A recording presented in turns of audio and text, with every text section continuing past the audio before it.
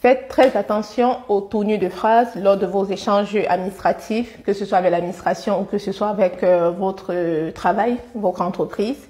Là, j'ai une fille qui m'a sollicité aujourd'hui pour vérifier son solde de tout compte. Et elle m'expliquait qu'elle avait été en arrêt parce que c'est pas la première fois que je reçois cette fille, cette femme, hein, voilà.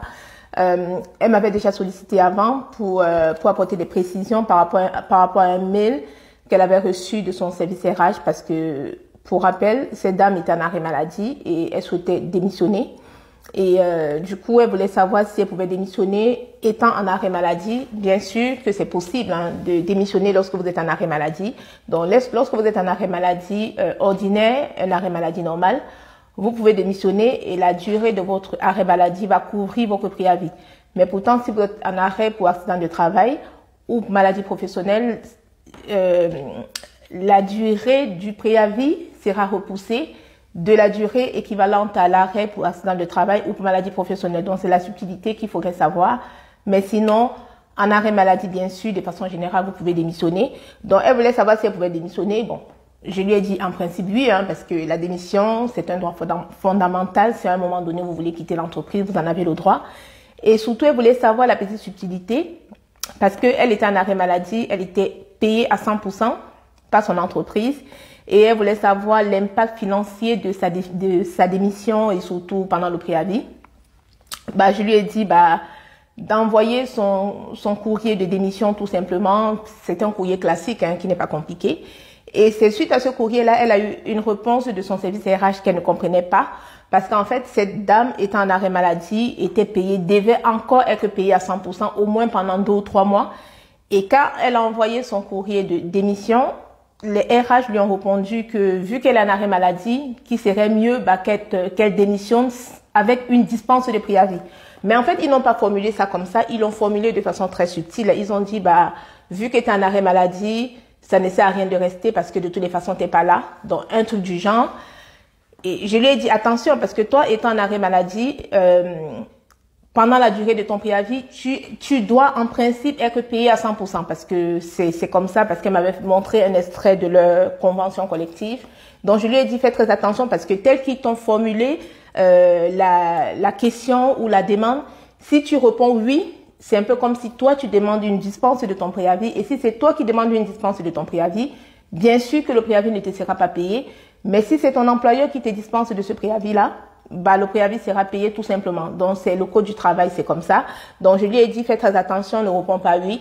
Essaye de renvoyer la question à ton service RH hein, pour qu'il te formule les choses clairement. Donc, je lui ai dit, pose-le la question clairement. Est-ce que c'est une dispense de préavis à l'initiative de l'employeur, de telle sorte qu'il te fait. J'ai dit, pose une question fermée qui te dise oui ou non. Au moins, tu sauras quoi faire. Elle a suivi mon conseil. Elle a posé cette question-là comme ça. Est-ce que c'est une dispense de préavis à l'initiative de l'employeur? Bien sûr, les petits malins, ils ont répondu non, c'est pas une dispense de préavis à l'initiative de l'employeur. Donc, si tu veux faire ton préavis, tu le feras et la fin de ton contrat sera prévue pour telle date. Donc, durant son préavis, elle a été payée à 100% bien sûr. Elle a terminé son contrat, elle a eu son solde de tout compte. Elle a voulu que je vérifie son solde de tout compte. Bon, j'ai vérifié, tout était nickel, il n'y avait rien à dire. En fait, c'est pour vous dire, c'est très important d'être très avisé dans vos démarches administratives. Donc, c'est important d'être des salariés avisés. C'est important de faire attention à vos rédactions administratives, hein, aux tournures de phrases, parce que à la tournure de phrase prête, ça peut changer tout le sens de la phrase tout simplement. Donc, et une fois de plus, n'hésitez pas à vous faire aider. Si vous avez une question, vous n'êtes pas très à l'aise sur le plan administratif, n'hésitez pas à vous faire aider, à vous faire accompagner. Si vous avez besoin de clarification pour pouvoir vous décider, tout simplement. Donc, si vous avez besoin que je vérifie vos soldes de tout compte, que je vous aide à comprendre un mail donné, par exemple, un courrier administratif, même un courrier qui relève par rapport à vos services RH, n'hésitez pas à me solliciter parce que c'est mon job, hein, je fais ça. Et ou si vous commencez même dans les ressources humaines, vous avez des difficultés de compréhension, n'hésitez pas à me solliciter une fois de plus. Hein, ou si vous êtes étudiant, vous commencez dans les ressources humaines ou dans le domaine de la paye, une fois de plus, n'hésitez pas à me solliciter parce que c'est mon job. Et enfin, n'hésitez pas de visiter mon site internet www.parfumdeluxe.com où vous avez beaucoup de produits pour vous parce que je vous dis, des fois, tout peut se jouer au détail. Votre odeur, l'odeur que vous renvoyez tout peut se jouer au détail. Il y a des choses parfois qui se jouent dans les subtilités tout simplement. Donc, découvrez mon site internet, passez vos commandes. Et je vous dis à très bientôt sur Joyce RH. Ciao, ciao, ciao. Faites très